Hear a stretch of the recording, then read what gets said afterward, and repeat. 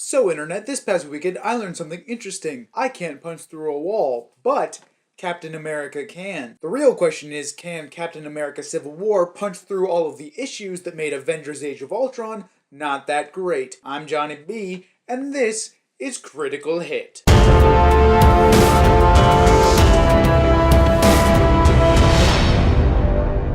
Cutting straight to the chase, this movie has a ton of hits. It's honestly pretty much fantastic. Most basic of all, number one, the fight choreography is fantastic. You've got 12 various superheroes fighting each other, and every single hit and punch is well acted, well filmed, it flows together beautifully, there's real impact, and it is just so much fun to watch. Even though it's kind of depressing that they're beating each other up instead of a bad guy, it's still really cool. Hit number two, all of the new characters introduced in this film are amazing and they really fit into the cinematic universe as it has been established. Black Panther, Spider-Man, Vision, Scarlet Witch, even though those two were in Age of Ultron, they still really get fully developed in this movie for the first time. They're all great. They're funny. Their characters are all different from those we've gotten to know over the past bajillion movies, and so it really helps to expand the universe in ways that it really needed at this point. They've just got sweet powers, and every time Vision is on screen doing cool Vision-y things, I wanted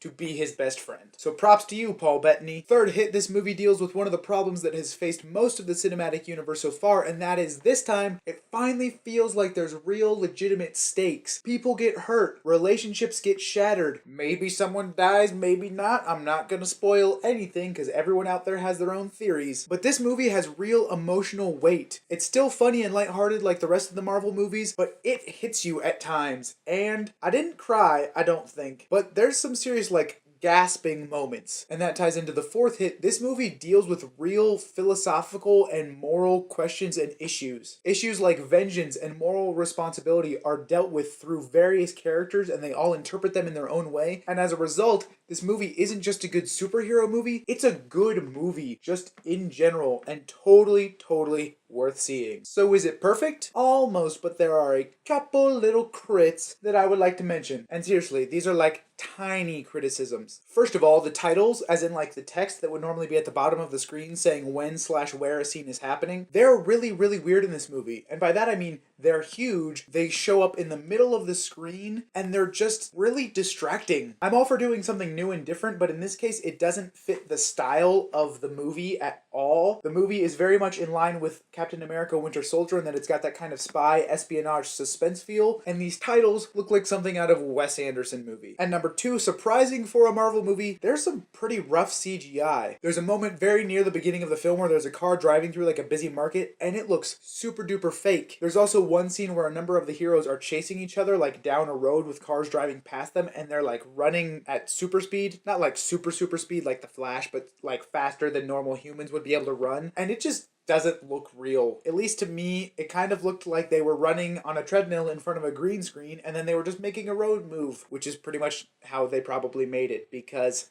computer graphics. And that is it for the negative things. So moving on to some other bits. Number one, I continue to be impressed with how they take things from the comics and then adapt them into the cinematic universe in ways that work in the more realistic setting, but still stay true to the original comics. Number one example of this in this movie is Red Wing, which is Falcon's, aka Sam Wilson's, little Falcon helper robot dude. In the comics, he has an actual Falcon that he communicates with telepathically. Obviously, that would not really work in the universe they have established. So in the movie, he's got this little remote-controlled drone that accomplishes basically the same thing, and it's super cool. And second, kind of going along with that, they just continue to ramp up the comic bookiness of these movies. I was starting to get worried with Avengers Age of Ultron that they had kind of grown stale and just introduced way too many characters and they weren't going to be able to handle it, and it was just going to devolve into a bunch of random people punching each other, and it wasn't going to be that great. But this movie manages to throw in more ridiculously awesome comic booky powers and action scenes, and I don't want to spoil anything, but the battle at the airport that you've seen hinted at in the trailer is mind-blowingly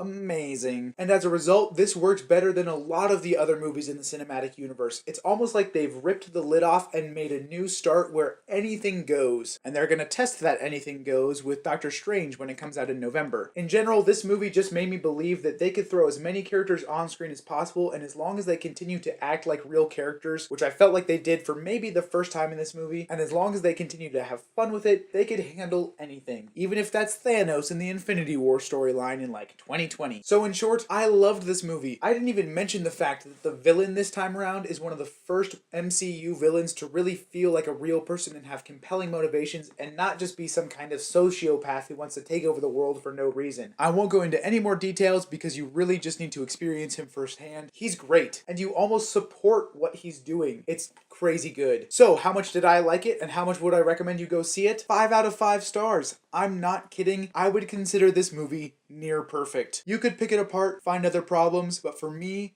it was so much fun, and I pretty much fangirled the whole time, and you should go see it. So until next time, make sure you subscribe so you don't miss any of my future videos, especially on Friday when I tell you what happened with this, and follow me on Twitter for any announcements I might make or randomness I might throw out there, and I'll see you next time on Critical Hit.